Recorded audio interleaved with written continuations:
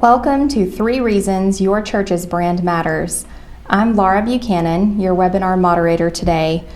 United Methodist Communications is pleased to have an opportunity to talk with you about the power of branding. Today we'll be discussing the importance of a brand, what it means, and how your church can benefit from free branding services which incorporate your church's established identity. Before we begin, please take a moment to sign up for an account in the chat box so that you can participate throughout the webinar today. Also, please mute your chat box by clicking the speaker icon located above the send button in the chat window. Leading our webinar today is Brett McCardle, Content Manager at United Methodist Communications. Brett, welcome. Laura, thanks very much, and thanks to everyone who is joining us today. I'm hoping that at the end of our time today, you'll come to appreciate the impact of smart branding as much as I do. And we have a great opportunity here to partner with local churches as a way of strengthening our local and global connection through smart branding. And we're also looking forward to having an opportunity to discuss questions and answers at the end of this presentation.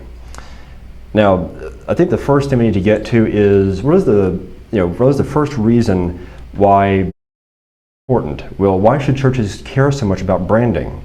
It's a very useful question. The answer is it's because your church's branding can influence behavior. And by the end of our time today, you'll have a greater knowledge and command of that subject.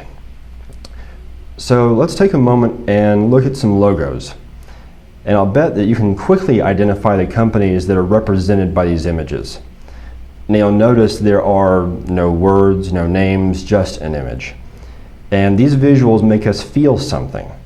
They also influence our buying behavior and even some of our social activities. And these brands call to mind experiences. And we know what to expect from the companies behind these logos.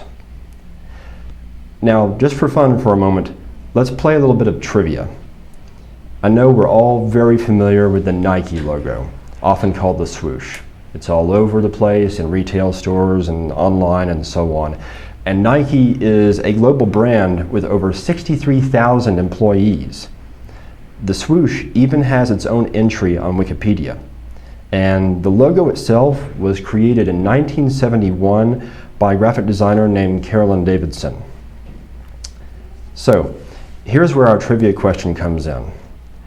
What do you think was Carolyn Davidson's invoice total for her graphic design work? And we invite you to use the chat box feature and take a moment to submit your answer. And if anyone in the audience wants to hum the Jeopardy theme song, go right ahead.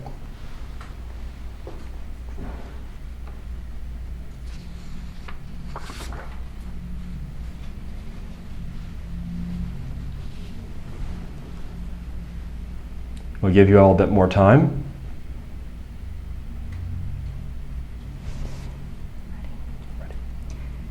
All right, Brett, we've had a couple $20 answers, $250, $700, $1 million, $0 as a guess. I saw a $30,000 guess, $25,000, so they're wide range. Okay, very good. And everyone, thank you very much for playing along. Those of you who were looking in the $20 range, good guess. The correct answer, $35. And that's a shockingly low figure in our current marketplace. But it really goes to show that consistent and powerful visual branding can be very simple and even inexpensive. So why are we talking so much about a logo? Well, let me give a personal reason behind that. My wife loves Starbucks, and the visual you're seeing is not her. But my wife loves the comfort that it brings, the smells, the familiarity of the flavors, and the environment itself make her feel at ease. If she sees a Starbucks logo, she feels that life is good. She can get the coffee she wants, and she's ready to move on with her day. And it all starts when she saw a logo, which then influenced her behavior. Now, let's transfer that to the world of faith. In any city or town, The presence of a church is unique. It is the spiritual center in both good times and tough times. It is the venue for so many of life's epic moments. Think of baptisms, weddings, funerals, communion. This is the place where group prayers are lifted up for both concerns and for times of thanksgiving. Simply put, there is no other institution or place in our society that fulfills those needs like the church. And those spiritual and emotional associations make the church an incredibly powerful brand throughout the world. And yet, a brand's identity can adapt over time in some pretty significant ways. To give us some historical perspective, you'll see on this slide various logos used over the years by our denomination. And from this history, we arrived at the clean and simple yet powerful logo that identifies today's church. Our cross and flame visual was developed by Edward Mikula and Edwin Maynard. In this logo, you see the joining of the two portions of the flame, which represents the merger of the Evangelical United Brethren Church and the United Methodist Church in 1968. And next year, in 2018, will mark the 50th anniversary of this visual identity, which indicates that this particular visual identity has real longevity. Now, the United Methodist logo, cross and flame, reinforces the spiritual and emotional associations connected to our church.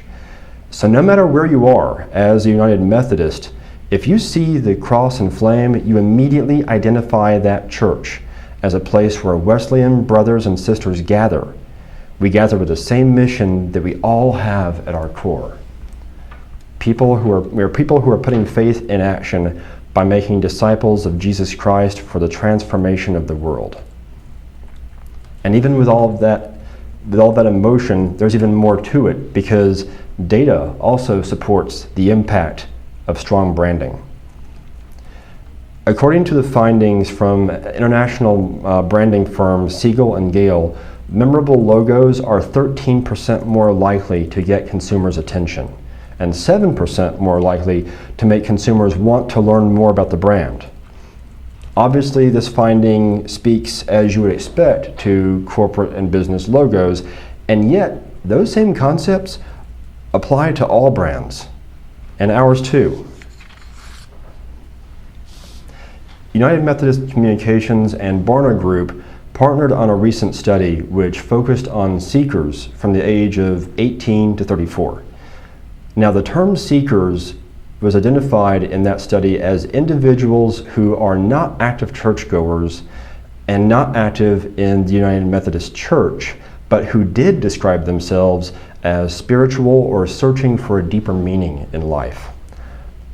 As part of that study, we learned that 75%, 3 out of every 4, of surveyed seekers found the UMC tagline, "Open hearts, open minds, open doors," to be appealing. And 34% of them were already familiar with the tagline. So we as a denomination have placed a focus on our tagline because we know that it is an important part of our brand that resonates with a key group of people we want to reach. So now that we've discussed the importance of branding as it's seen in logos and taglines, let's talk about what branding means for your church, because that emotional connection can be successfully reinforced. And yet, if it's not tended to well, it can unravel over time. This is the second reason your church's brand matters. Because brand is the emotional image of your church, and everyone who encounters it has a hand in defining it. Simply put, both your church and your community are co-owners of your brand. Everyone's experience with your church becomes part of how they will feel when they see your logo or hear your church's name. This becomes part of who your church is, your identity. And to carry it forward, your identity includes the total of the visuals that describe the church and its brand, not just your logo, but your building, your website, your social media presence. These are all touch points, reminders of who your church is. And to round it out, your logo is the symbol that identifies your church in the community. When people have interacted with you and they see your logo, it does set a level of emotional and spiritual expectation. And it helps them to understand what you stand for and maybe even the ministries that you offer at your church. Now, thinking about someone who works here, our own Mike Dubose, a photographer with us here at United Methodist Communications, has traveled extensively.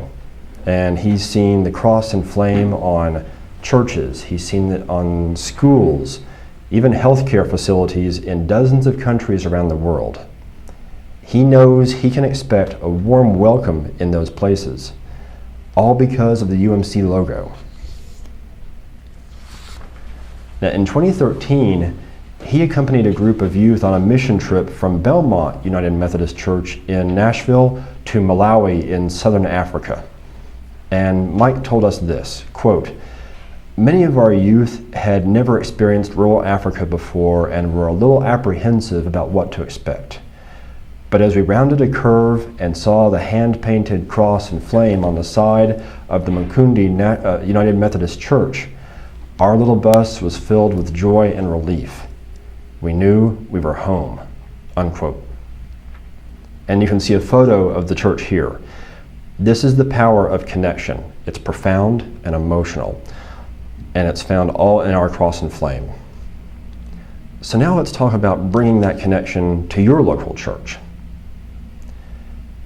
As we spoke about earlier, the cross and flame is the United Methodist Church's logo, and it can be seen around the world as shown in these visuals.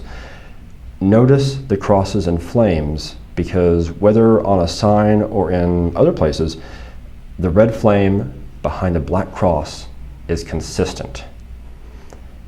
Visual consistency is important. There's no two ways around it.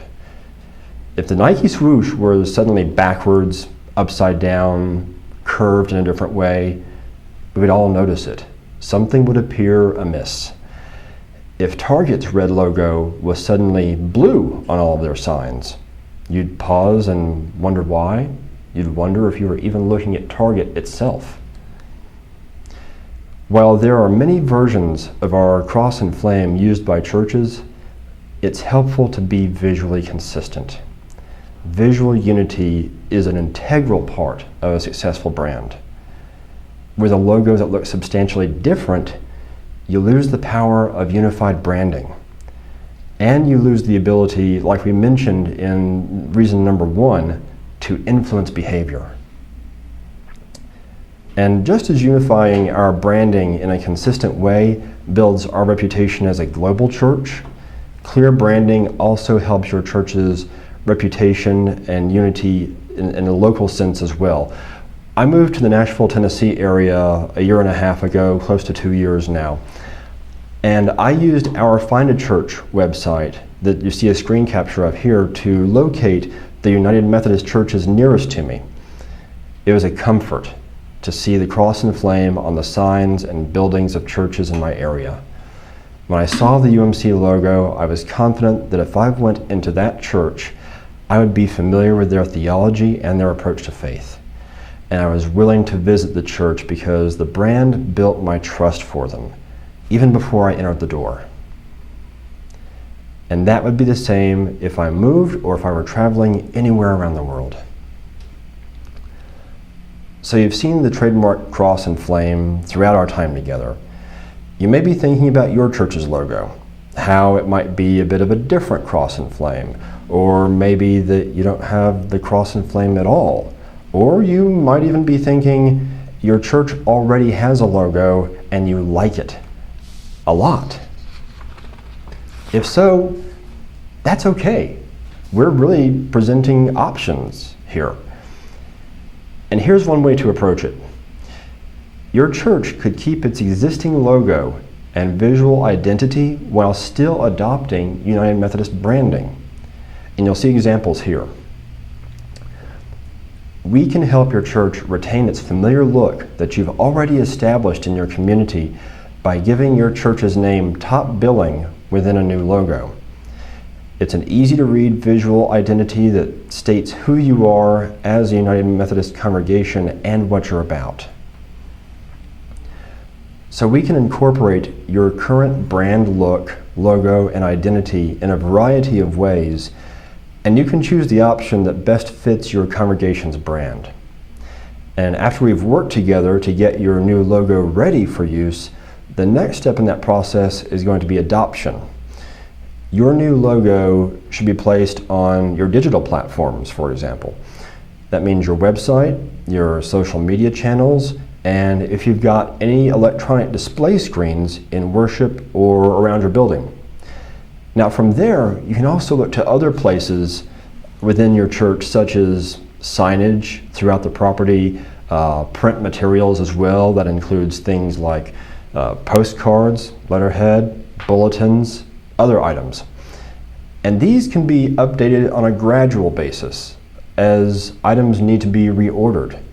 And if you make your logo adoption work known to anyone in the church who orders those logoed items from local vendors, they can then use the new logo on those orders for giveaway items and promotional items such as t-shirts, banners, anything else that would carry your brand. So now let's move on to the third reason. And that third reason your church's brand matters is that unified branding aligns your church. And then let's discuss how we can help you achieve this unified branding. As you're working on pulling together adoption of a logo, we encourage you to visit our comprehensive branding toolkit, which is available on our website. The toolkit includes our reference manual and information about fonts, colors, and a number of other assets that are all part of our official brand story. And that portion of our website will help you align all parts of your visual identity with our global branding. The toolkit also details proper logo usage. So if you have any questions about best practices with the logo when you're moving through your logo adoption process, you can see all of those guidelines here. We would also recommend using the toolkit to develop a style guide for your church. That way everyone is using the same fonts, logos, colors, and making sure your brand is consistent. You would literally all be on the same page. And that consistency unifies your brand and ensures that it's telling the same harmonious story to your community. The style guide could also be given to everyone in your church who orders collateral, edits digital work on various platforms, or is a decision maker who helps with design aspects of your building. The sense of unity you create helps your church look polished and explains to your community more about who you are. Now, here's the best part. We do all the heavy lifting. At your request, United Methodist Communications can develop a full, customized suite of logos for your church. This is a service paid for through your World Service dollars. Again, we will develop a full, customized suite of logos for your church. We'll work with you throughout the process to ensure that the logos are exactly what your congregation needs for your branding efforts. When the logo design is final, we will send you 3 different file types that can be used in all the various ways that we've discussed today, so you'll be ready to implement your style guide and adopt your new logo.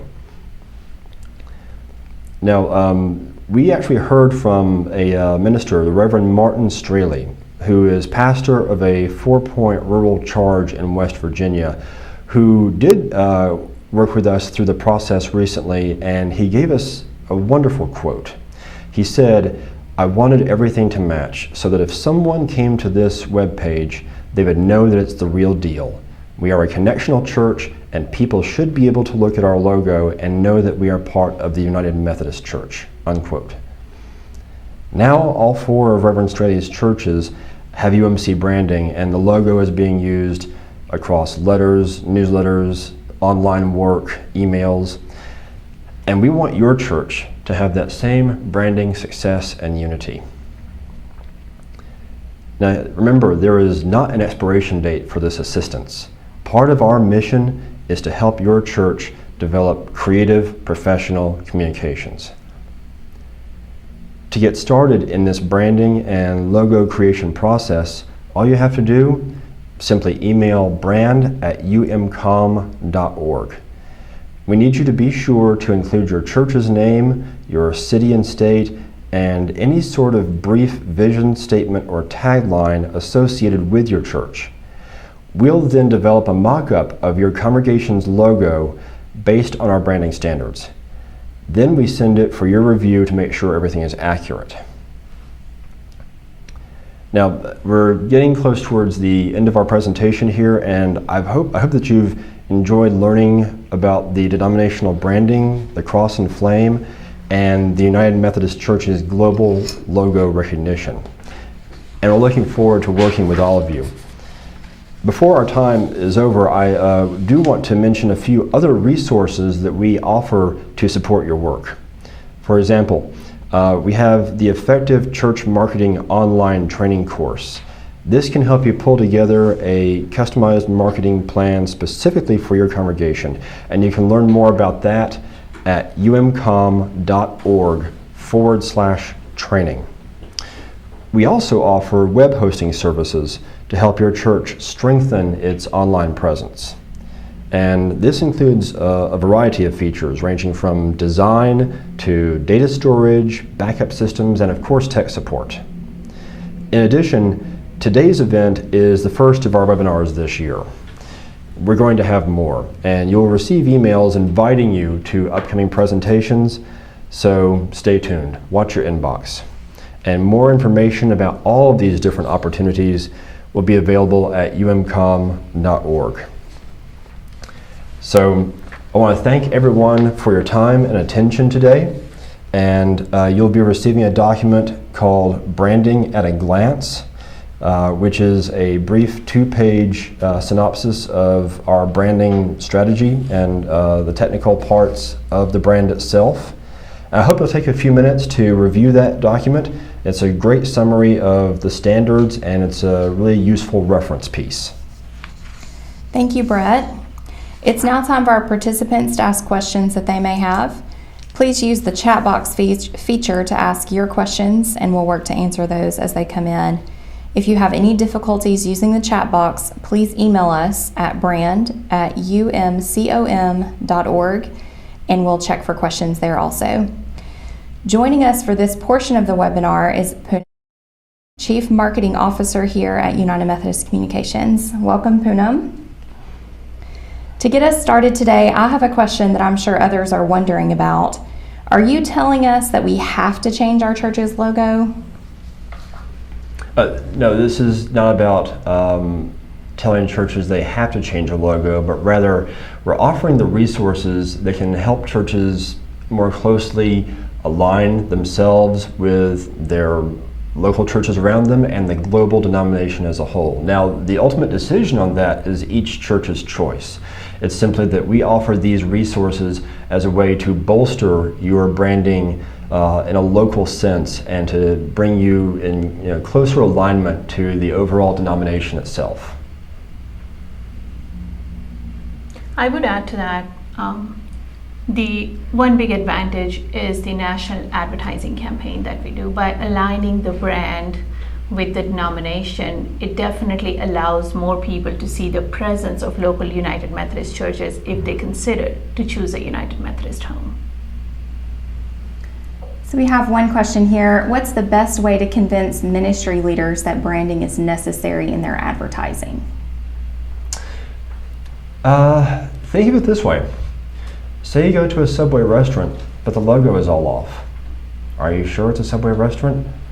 Again, we come back to the whole point of influencing behavior. I think that's kind of a foundational concept here.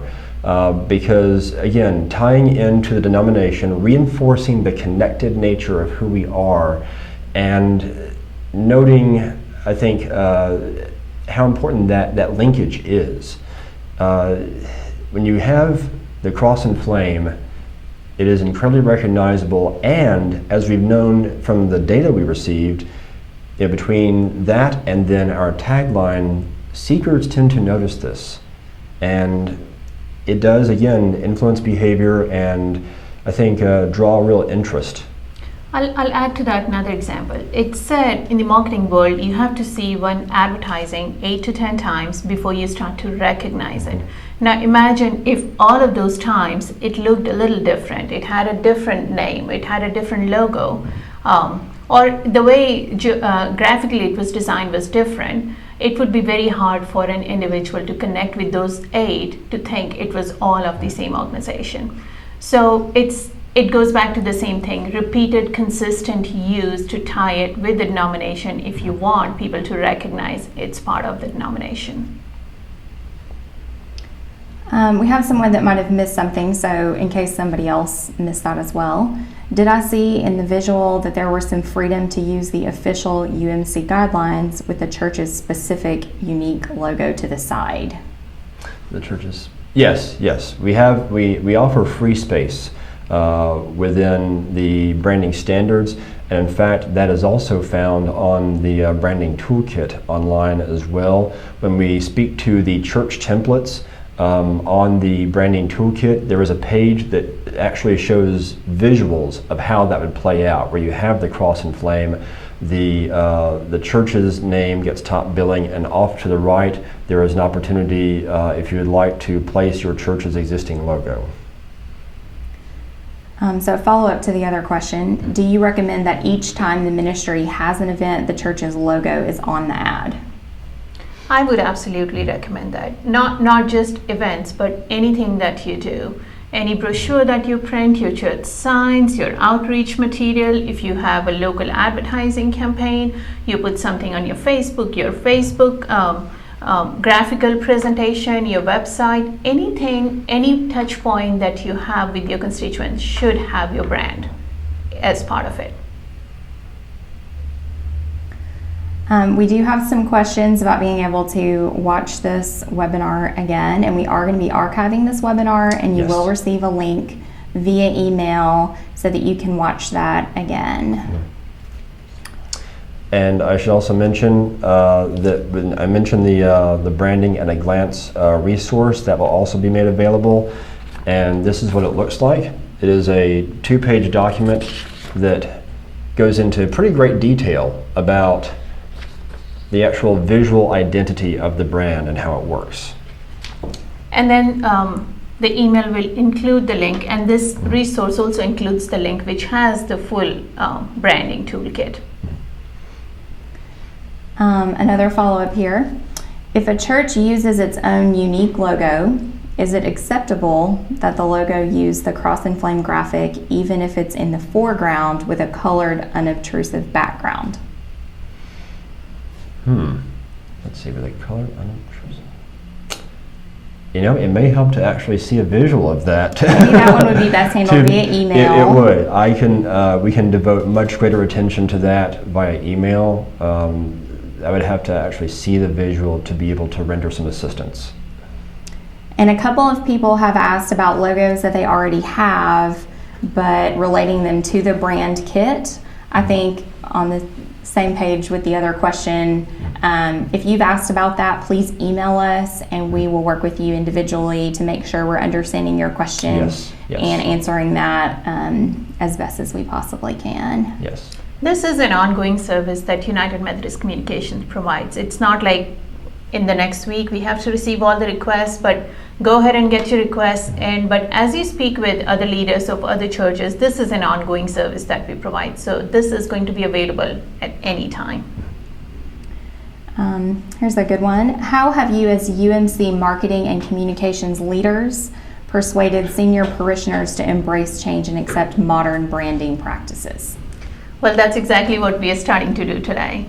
Last few years, we've taken a lot of time to develop these brand guidelines and toolkits that all the UMC organizations can actually adopt it. We've made some tremendous headway in the last few years for other boards and agencies, annual conferences, and local churches to adopt the brand. And now we feel like we're in a much stronger position to really start talking to everyone throughout the denomination for better adoption, for better alignment of the brand. So this is only one of the things that we're doing. There are going to be several other things. We've started to send emails and produce these kits. We're going to be talking at different events. So our objective is to convince why branding, how it helps any organization, and why UMC should be more aligned with this denominational brand.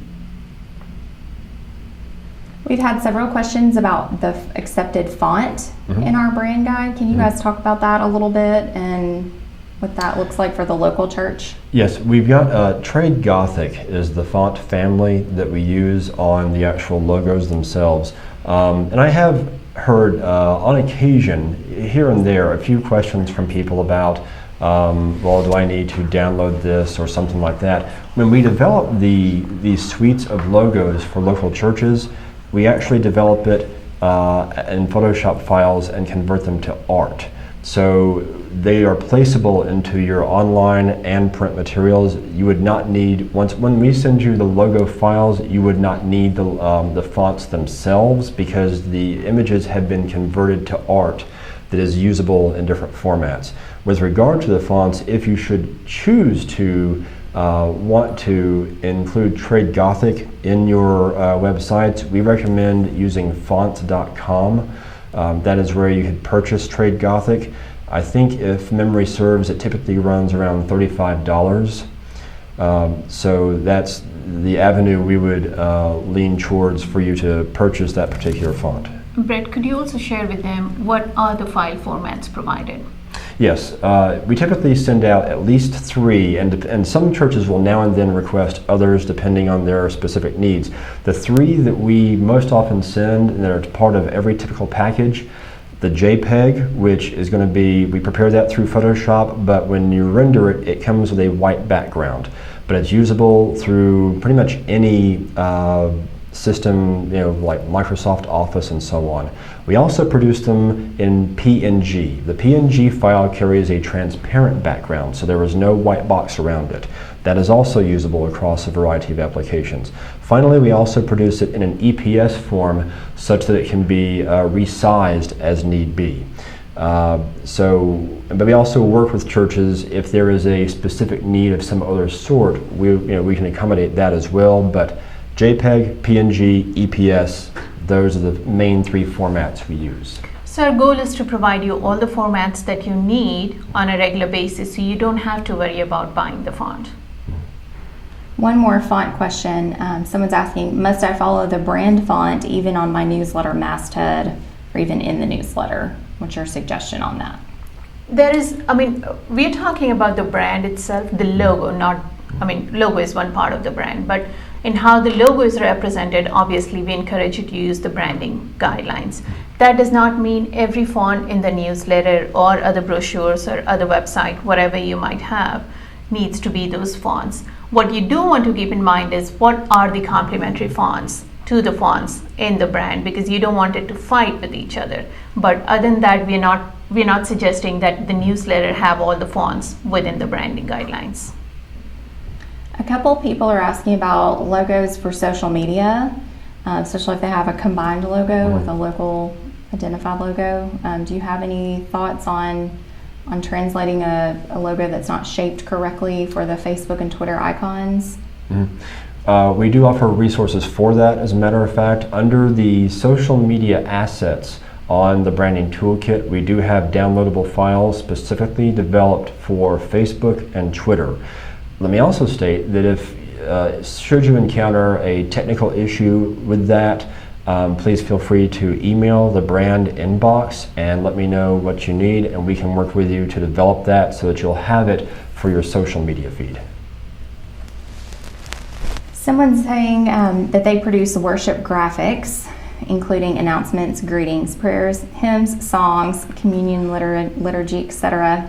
And the announcements loop is used in the lobby. How far would you go in using the church logo within these types of presentations? I would recommend making it a habit to just use it everywhere. Again, members are your strongest advocates for the church. If they see it everywhere, they get very comfortable with it, they recognize it instantly, and then they talk about it when they meet with other people on the street, in the community. And And I think every opportunity you get to reinforce it, you should use it. Would you add anything to that, Brad? No, I think that makes perfect sense. It goes back to the whole idea of how many impressions it takes to bring home the value, or I shouldn't just say the value of, but the fact that that brand is your spiritual home. And as you just said, they become your advocates because it is near and dear to their heart, and they see it so often as a source of comfort. Mm-hmm.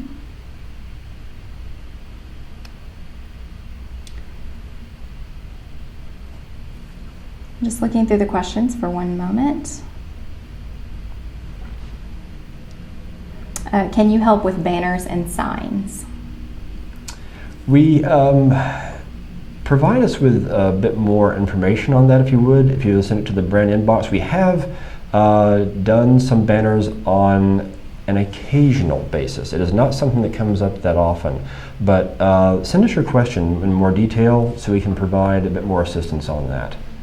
Someone else is asking about logo stickers. I think that's the same answer. If you'll email us, we can look into that. We absolutely can get you all the print files that you'll need of your logo that you can then send to your local printer. I should also mention that with regard to the logo suites that you receive from us, you're going to receive high res and also screen quality logo files. So if you're looking for something that is a printed piece, whether for a t-shirt, promotional item, you're going to get those files in your suite of logos. You would also get the quality you would need for your laptop or tablet or mobile device. One moment while I look through and see if we've received any emailed questions.